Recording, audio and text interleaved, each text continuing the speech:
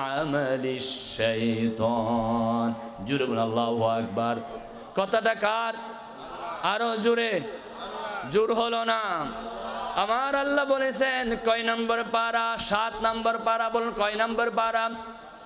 7 নম্বর পারা সূরাতুল মাইদায় 9 নম্বর আয়াতে আল্লাহ বলেছেন, ইমানদাররা তোমাদের জন্য মদ হারাম, জুয়া হারাম, লটারি হারাম, মূর্তি পূজা হারাম। আল্লামা সাঈদী সাহেব কোরআন শরীফের আয়াত দিয়ে এটা প্রমাণ করলেন। কিন্তু দুঃখের বিষয়, সংসদ ভবনে 151 জন কোরআনের পক্ষে ছিল না। সাঈদী সাহেব তারা মাত্র 3 জন ছিল, সেজন্য মদের বিরুদ্ধে আইন পাশ করতে পারে নাই। ইন্না লিল্লাহ বলুন আরো জোরে। দেশ স্বাধীন হয়েছে 1971 সনে। বর্তমান 2025 সন। 56 বছরে যারা ক্ষমতায় ছিল, আমার হাতে কোরআন শরীফ আছে, আল্লাহর কসম, একজন প্রধানমন্ত্রী হিন্দু ছিল না।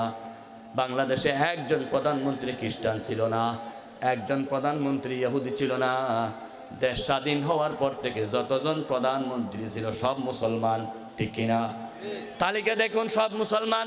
কিন্তু আল্লাহর কসম একজনও মদ বন্ধ করে নাই, একজনও জুয়া বন্ধ করে নাই, একজনও জেনা বন্ধ করে নাই, একজনও নামাজের আইনটা সংসদে চালু করে নাই, ঠিক কিনা?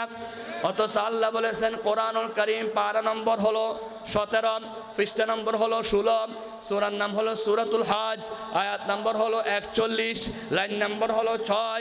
আল্লাহ রাব্বুল আলামিন বলেন, আল্লাযীনা ইম্মাক্কান্নাহুম ফিল আরদ আকামুস সালাহ ওয়া আতাউজ যাকাহ ওয়া আমারু বিল মা'রুফি ওয়া নাহাউ আনিল মুনকার। আল্লাহ রাব্বুল আলামিন বলেন, মুসলমান ক্ষমতায় গেলে 1 নম্বর আইন করবে কোরআন দিয়ে, নামাজের আইন। কিসের আইন? আরো জোরে। জোর হলো না।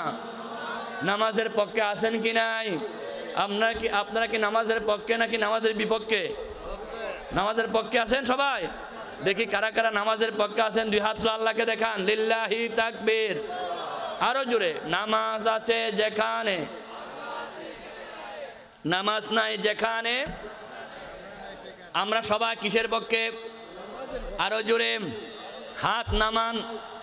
আমি কথা বলতেছি, যে কথা বলে তাকে ইংরেজি বলা স্পিকার। কি বলা হয়? যিনি স্পিচ দেয়। আমি এখন স্পিকার, আমার সভাপতি মহোদয় তিনি মনে করেন প্রেসিডেন্ট, আপনারা সবাই এমপি। এটা হলো সংসদ ভবন। কি ভবন? আপনারা সবাই কি 5 মিনিটের জন্য কি ভয় পাচ্ছেন? এমপি হতে ভাই পয়সা লাগে না, বিকাশও হয়ে যায়। এমপি হয় দিনের বেলার চাইতে রাতে বেশি। কোন সময় বেশি? একজনকে জিজ্ঞাসা করলাম রাতে কেমনে এমপি হ? বলে সবে বরাত রাত্রে, সবে কদর রাত্রে, সব রাত্রে, বুটো রাত্রে। সেজন্য বাংলাদেশে এমপি হয় দিনে না রাত্রে। আরও আসতে আপনারা সবাই কি এমপি? 5 মিনিটের জন্য।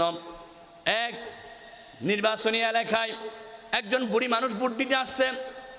লোকেরা বলতেছে, বুড়ি কোথায় যাও? বলে ভোট দিতে চাই।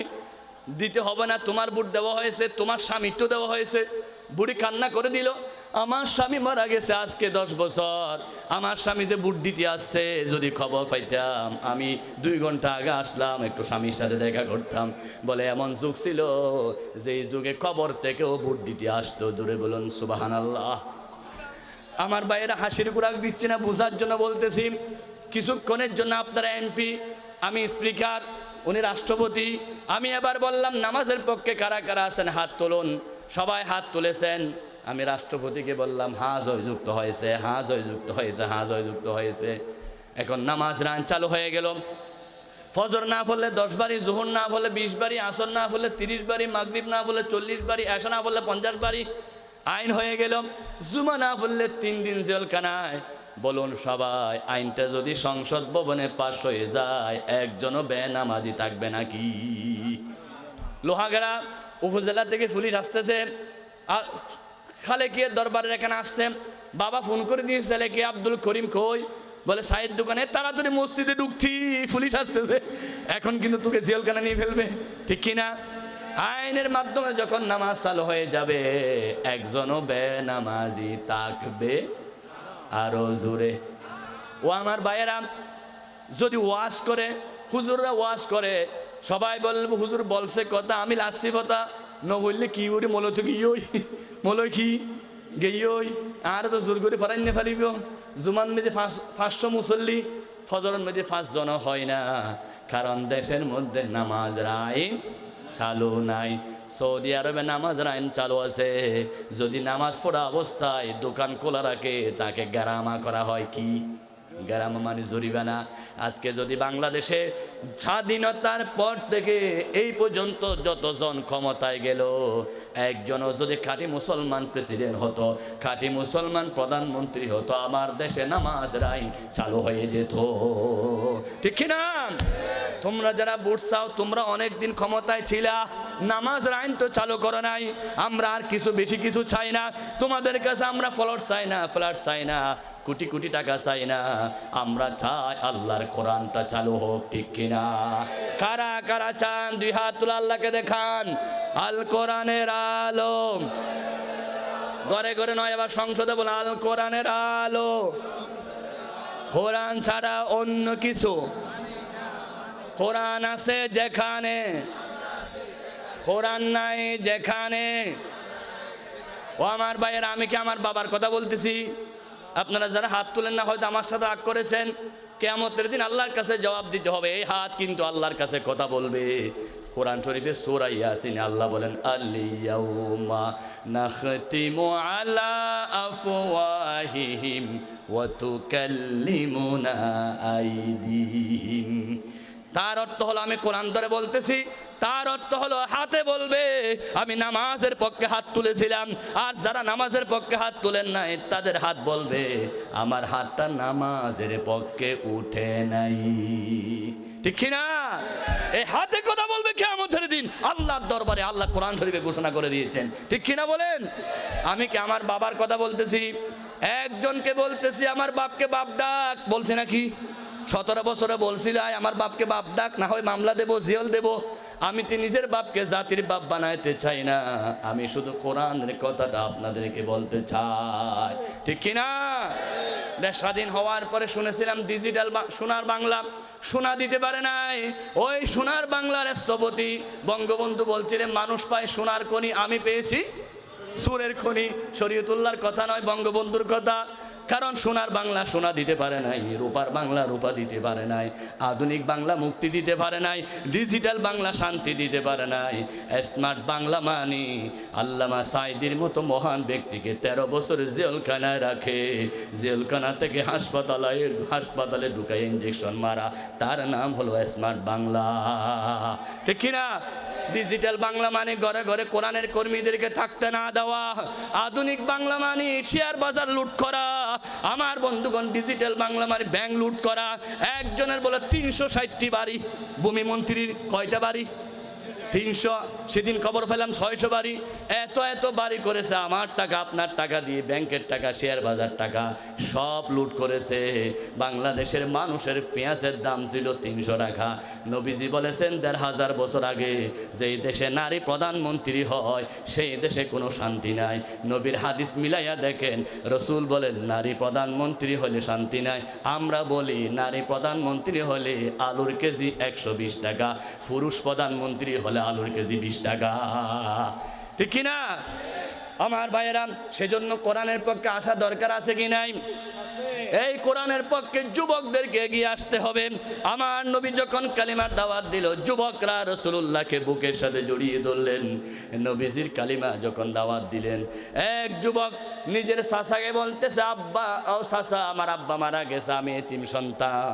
আমি শুনেছি দয়াল নবী, রহমতের নবী, বিশ্ব নবী মুহাম্মদ রাসূলুল্লাহ, সবাই বলুন সাল্লাল্লাহু আলাইহি ওয়াসাল্লাম, রাসূল কালিমার দাওয়াত নিয়ে আসছে, আমি আমার নবীর হাতে কালেমা পড়তে চাই।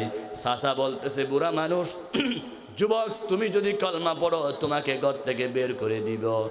ছেলে বলল, ও আমার চাচা, আমার আব্বা নাই, আমি এতিম ছেলে, তুমি যদি বের করে দাও আমি বের হয়ে যাব। যুবক বের হয়ে গেলেন। চাচা বলতেছে, তুমি যদি কালমা পড়ো তোমাকে জায়গা জমিনের ভাগ দেব না। যুবক বলতেছে, আমি জায়গা জমিন চাই না, আমি নবী চাই, আমি কোরআন চাই। সুবহানাল্লাহ। আমার বন্ধুকে আবার চাচা বলল, তুমি যখন ঘর থেকে বের করে দিবা, কালিমা পড়বা, তখন কাপড়টা খুলে দিতে হবে। যুবক আস্তে করে কাপড় খুলে ফেললেন, উলঙ্গ হয়ে গেলেন। দৌড়ে মায়ের কাছে গিয়ে বলো, মা আমি যুবক, কালিমা পড়ার অপরাধে আমার আব্বা জান মারা গেছে, আমার চাচা আমার জায়গা জমিনের ভাগ নিয়ে ফেলেছে, আমার চাচা ঘর থেকে বের করে দিয়েছে, আমার চাচা আমাকে উলঙ্গ করে দিয়েছে। মা চোখের পানি ফেলে কান্দে। পৃথিবীতে সবাই যদিও বা দেখে দেখে নাচে খুশি হয়, কিন্তু মা সহ্য করতে পারে না। যার কলিজা কান্দে তার নাম কি? মায়ের মতো আপন পৃথিবীতে আল্লাহর পর আর কেউ নাই। আল্লাহ রাব্বুল আলামিন সেজন্য কোরআনুল কারীম পারা নম্বর হলো 26, পৃষ্ঠা নম্বর 2, সূরা নামহাকাব, আয়াত 15, লাইন নম্বর 11, রুকু নম্বর 2। আমি যা বলতেছি কোটেশন সহ বলতেছি। কেউ যদি আমার সাথে রাগ করে, সরাসরি কোরআনের সাথে রাগ হয়ে যাবে। সেজন্য আমি কোরআন ধরে ধরে কথা বলতেছি, কোরআনের আয়াত নাম্বার দিয়ে দিয়ে কথা বলতেছি। আগামীকাল সকালবেলা কেউ যদি আমার দুর্নাম করে, তার দুর্নামটা কোরআনের বিপক্ষ হয়ে যাবে, তাকে আল্লাহ শায়েস্তা করবে। কারণ আমি শরীয়তুল্লাহর কথা বলি না, যা বলতেছি কুত্তেকে বলতেছি। আরো জোরে বলুন, কুত্তেকে বলতেছি। কোরআনের কথা সত্য না মিথ্যা? আরো জোরে, 100% না 90%? কোরআন দিয়ে কথা বলেছিলেন আল্লামা সাঈদী সাহেব, সব সত্য হয়েছে, ঠিক কিনা? তিনি বলেছিলেন, মুসলমানরা যখন গাছের গোড়া দিয়ে নাড়া দিবে, সোজা গিয়ে দিল্লি পৌঁছবা, তখন চীনও যায় নাই, রাশিয়াও যায় নাই, মালয়েশিয়াও যায় না, দিল্লি পৌঁছে গেল। কারণ আল্লামা সাঈদী কথা বলেছিলেন কি দিয়ে? আল্লাহ বলেন, ওয়ামান আসদাকু মিনাল্লাহি কিলা। আল্লাহ চাইতে সুন্দর কথা, সত্য কথা কেউ বলতে পারে? আমার ভাইয়েরা, এই কোরআন দিয়ে বলতেছি, কোরআন বুকে নিয়ে বলতেছি। আল্লাহ রাব্বুল আলামিন বলেছেন, ও দুনিয়ার মানুষ, ওয়াসাইনাল ইনসান বিওয়ালিদাইহি ইহসানা। সব সময় মা বাবার সেবা করো, বাবাকে কষ্ট দিও না, মাকে কষ্ট দিও না, বাবাকে বুড়া বলিও না, মাকে বুড়ি বলিও না, মায়ের মনে আঘাত দিও না, বাবার মনে আঘাত দিও না। তুমি যদি মা বাবার মনে আঘাত দাও, আল্লাহর আরশ আজিম প্রকম্পিত হয়ে যাবে। তুমি যদি মায়ের চেহারা দেখো, বাবার চেহারা দেখো, তোমার আমল নামায় হজরের সওয়াব দিবে কে? জোরে বলুন, কে? আল্লাহ বলেন, ওয়াসাইনাল ইনসানা বিওয়ালিদাইহি ইহসানা। আমি তোমাদেরকে উপদেশ দিচ্ছি, মা বাবার সাথে সৎ আচরণ করো। বিশেষ করে হামালাতু উম্মুহু কুরহা, বিশেষ করে তোমার মায়ের সাথে ভালো আচরণ করো। 3 নাম্বার, 3টি কারণে মায়ের মর্যাদা বেশি। 1 নাম্বার কারণ হলো, মা কষ্ট করে দীর্ঘ 10 মাস পেটে রেখেছিল। মা যখন পেটে রেখেছিল, ও দুনিয়ার ভাইয়েরা একটু চিন্তা করে দেখুন, একজন মা সন্তানকে পেটে নিয়ে ঘুমাইতে পারে নাই, খাইতে পারে নাই, সারা রাত ওয়াহা করেছে, বমি করেছে, কষ্ট করেছে। হয়তো আপনি বুঝবেন না, বিয়ে করার পর আপনার স্ত্রী যখন এই কঠিন পরিস্থিতি হবে, তখন বুঝবেন, হাইরে আমার মাও তো আমার জন্য কষ্ট করেছিল। 1500 বছর আগে আমার আল্লাহ বললেন, জীবনে মায়ের মনে কষ্ট দিও না, কারণ দীর্ঘ 10 মাস তোমার মা যে কষ্ট করেছে, তোমার মা যদি নিঃশ্বাস ফেলে, তোমার জীবন ধ্বংস করে দিবেন কে? 1 নাম্বার পেটে রাখার কারণ। 2 নাম্বার, ওয়াদাতু কুরহা। তোমার মা তোমাকে যেদিন ডেলিভারি করেছিল, সেদিন আকাশ কেঁদেছিল, বাতাস কেঁদেছিল। কত মায়ের ডেলিভারির দিন মারা যায়, রক্ত ঝরতে ঝরতে মা বেহুশ হয়ে যায়। সেজন্য মহিলারা ডেলিভারির বিছানায় যাওয়ার আগে স্বামী থেকে বিদায় নেয়, আপনজন থেকে বিদায় নেয়। আমি মারা যাচ্ছি, যদি দুনিয়া ফিরে না আসি, তুমি আমাকে মাফ করে দিও। কত মায়েরা হাসপাতালে দুনিয়া থেকে বিদায় হয়ে গেছে। বাঁশখালীতে ওয়াজ করতেছি, আমার সামনে একজন বেহুশ হয়ে গেল। ভাইজান কি হলো? হুশ হওয়ার পর আমাকে জড়িয়ে ধরে বলো, হুজুর আমার মাও আমার ছোট ভাই হওয়ার সময় দুনিয়া থেকে বিদায় হয়ে গেছে। আমার মাও আপনার মাওয়ে কষ্ট করেছেন। বিজ্ঞানীরা বলেছেন, শরীরের 20টি হাড্ডি ভাঙে গেলে যত কষ্ট হয়, তার চাইতে বেশি কষ্ট হয় মা জননীর ডেলিভারির কষ্ট। আল্লাহরে পরে নবী আমার, তারপরে মা জননী, মাঝে আমার নয়নের মনি। আপন বলে যারে জানো, সেই তো আপন না, আপন আমার মা জননী, অন্য কেহ না। যুবক তুমি কাকে বুড়ি বলো, কাকে ঘর থেকে জুদা করে দাও, কাকে তুমি আঘাত করো, কার গায়ে তুমি হাত তুলো? সুন্দরী বউ পেয়ে কোন মায়ের গায়ে হাত তুলে? এটা তো মানো, এটা তো তোমার বেহেশত, তোমার জান্নাত। আমার ভাইয়েরা, 1 নম্বর পেটে রাখার কষ্ট, 1 নম্বর মা, 2 নম্বর ডেলিভারির কষ্ট, মর্যাদা 2 নম্বর খান, 3 নম্বর আল্লাহ রব্বুল আলামিন বলেছেন 3 নম্বর তোমার মায়ের মর্যাদা। তুমি দুনিয়া আসার পর তোমার মা তোমাকে বুকের সাথে জড়িয়ে ধরে ধরে 30 মাস দুধ পান করাই, 2.5 বছর। ওয়া হামলুহু ওয়া ফিসালুহু 30 শাহরা। একজন মা সন্তানের জন্য 30 মাস দুধ পান করে। ওই দুধ পান করানো অবস্থায় তুমি দুধ খুঁজতে জানো না, বিছানায় পড়ে টেঁটে কান্না করেছো, তোমার মা হাজারো কাজ বাদ দিয়ে তোমাকে বুকের সাথে জড়িয়ে ধরে দুধ পান করাইছে। প্রচণ্ড শীতের মধ্যে তুমি পেশাব করে দিয়েছ, মা জননী পেশাবের উপর ছিল, তোমাকে শুকনো জায়গায় রেখেছে। বাম পাশে পেশাব করে দিয়েছো, মা সেখানে গিয়েছে, তোমাকে শুকনো জায়গায় রেখেছে।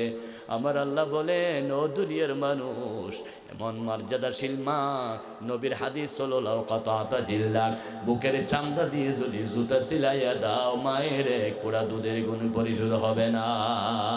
মায়ের একেবারে দুধের দাম কাটিয়া গায়ের চাম, পাপুষে বানাইলে ঋণের বোঝা শোধ হবে না মা।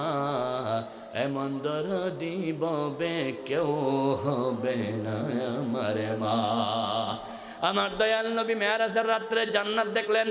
রাসূলুল্লাহ বলতেছেন, আমি বেহেশতের মধ্যে একজন সাহাবীকে দেখলাম।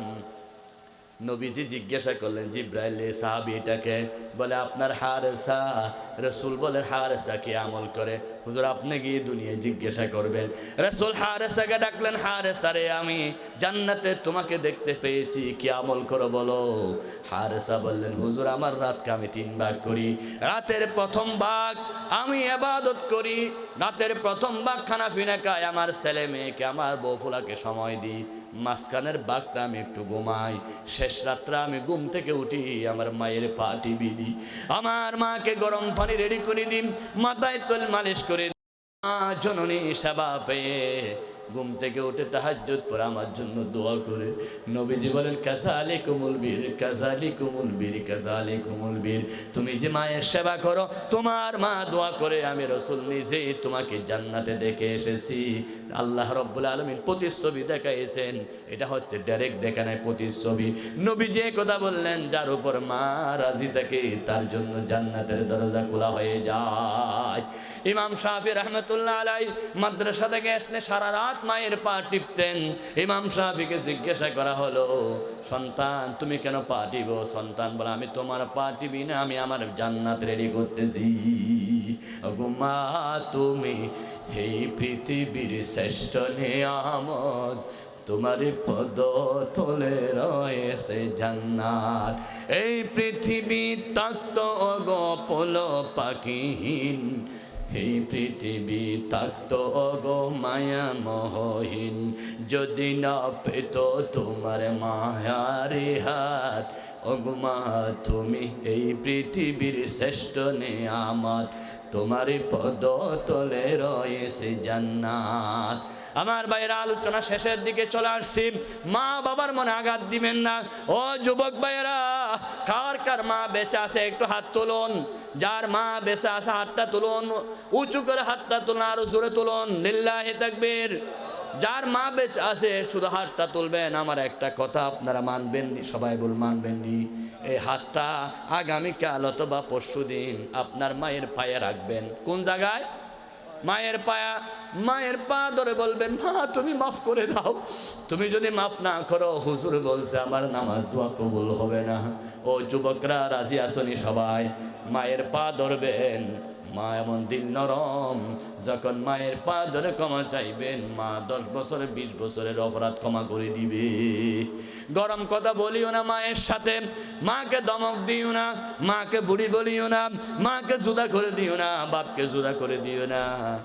নবীজি বলেছেন, তোমার মা আছে, তোমার জন্য জান্নাতের দরজা খোলা।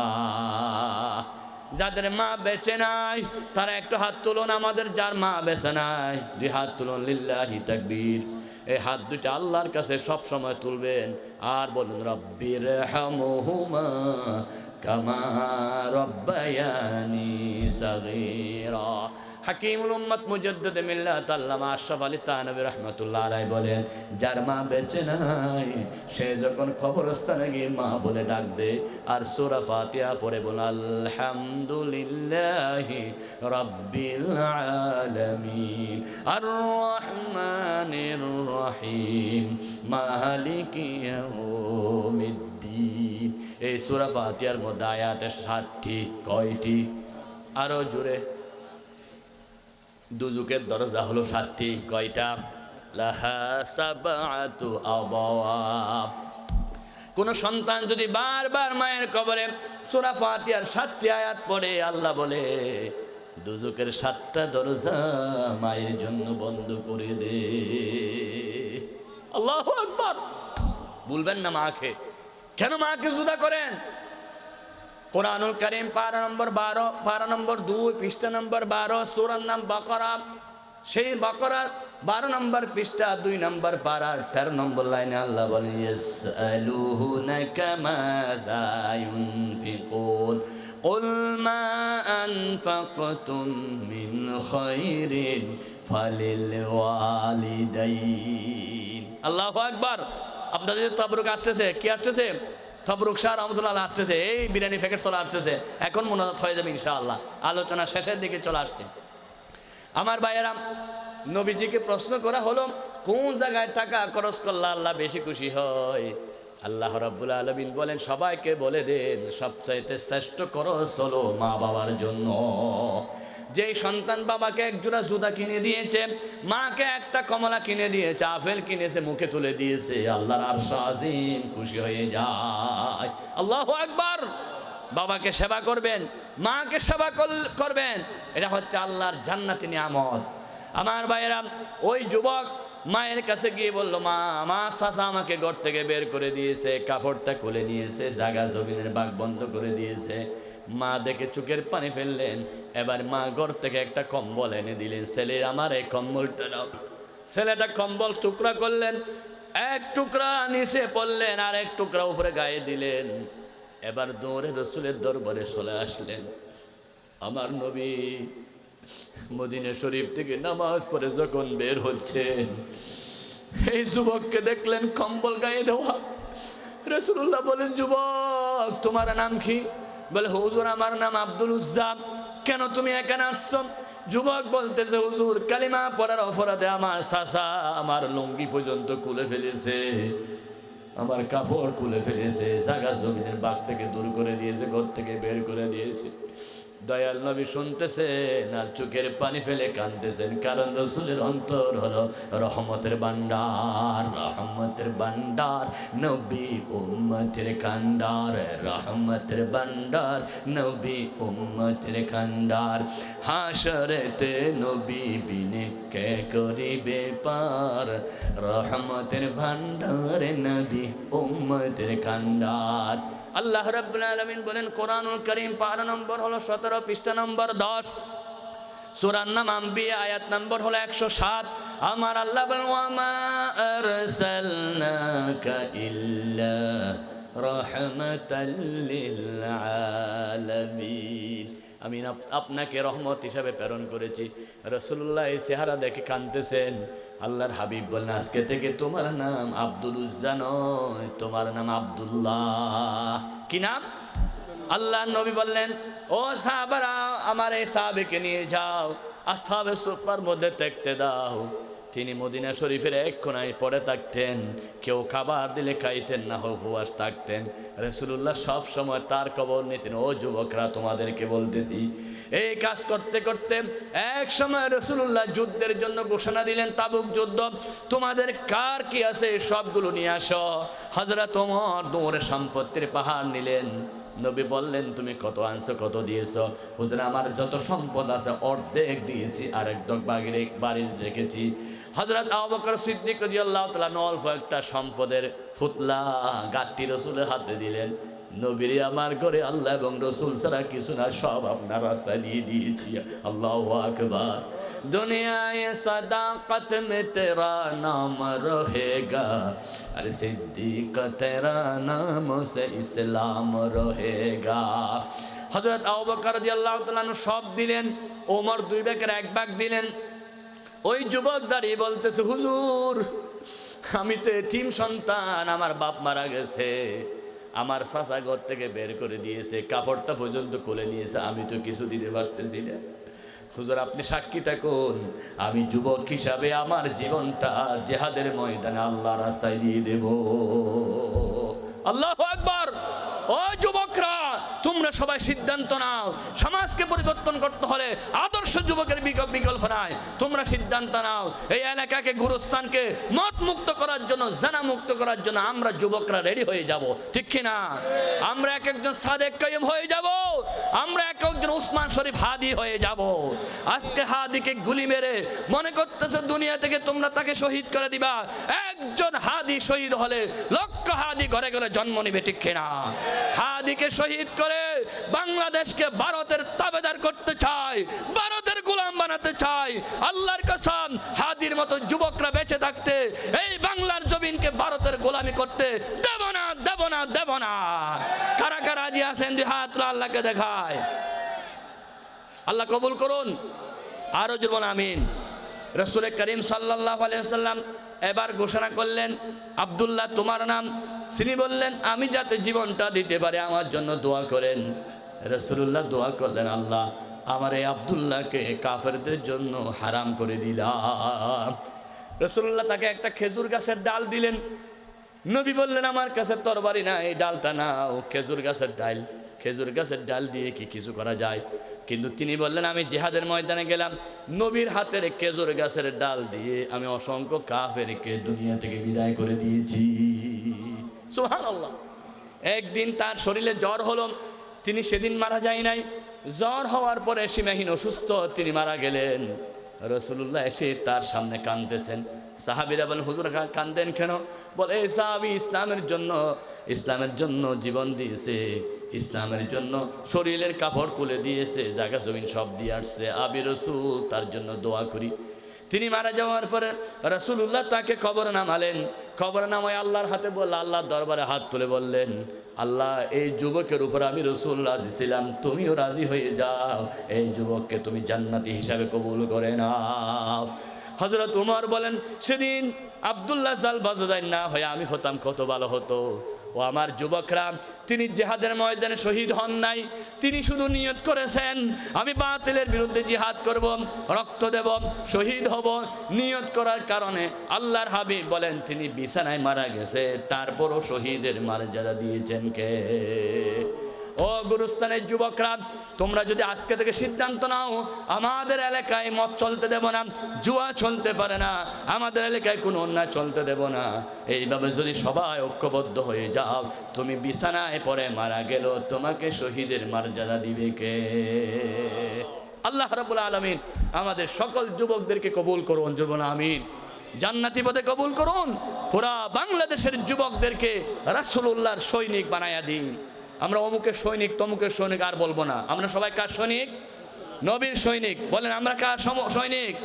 বলুন সবাই, আমার নেতা তোমার নেতা বিশ্ব নবী মুস্তাফা। বলুন, আমার নেতা তোমার নেতা, নবী ছাড়া অন্য নেতা মানি না। রাসূল হলেন আমাদের আইডল, রাসূল হলো আমাদের মডেল, রাসূল হলো আমাদের আদর্শ, রাসূল হল আমাদের সব কিছু। আল্লাহ রাব্বুল আলামিন আমাদের যুবকদেরকে পরিপূর্ণ রাসূলের অনুসরণ করার তৌফিক দান করুন। আজকের যুবক পরিষদ আমাকে বিষয় দিয়েছে, যুবকরাই আদর্শ সমাজ গঠন করতে পারে। এই বিষয়ের উপর আমি লাগাতার 2 ঘন্টা কথা বলেছি। অন্য জায়গায় 1 ঘন্টা আলোচনা করি, আজকে 2 ঘন্টা কথা বলেছি। আপনাদের আন্তরিকতা, ভালোবাসা, মোহাব্বতের কারণে মোনাজাত হবে, আপনারা কেউ উঠবেন না। আমার পরে আরেকটা বক্তা আছে আকর্ষণীয়, সেই বক্তার নাম হচ্ছে আল্লামা তবরুক শাহ রহমতুল্লাহ আলাইহি। এটা আপনাদেরকে দিবে, এর আগে যদি উঠে যান বিশৃঙ্খলা হয়ে যাবে। সেজন্য আমরা দোয়া করি আল্লাহ যাতে আমাদের মাহফিল কবুল করেন, জুরবন আমিন। আপনাদের কোনো ঘোষণা আছে? মাহফিল কমিটি বাইরা কই কোনো ঘোষণা থাকলে দিয়ে দেন, নাকি দোয়া করতে পারি? আল্লাহুম্মা আমিন। আলহামদুলিল্লাহি রাব্বিল আলামিন والصلاة والسلام على أشرف الأنبياء والمرسلين وعلى آله وأصحابه أجمعين.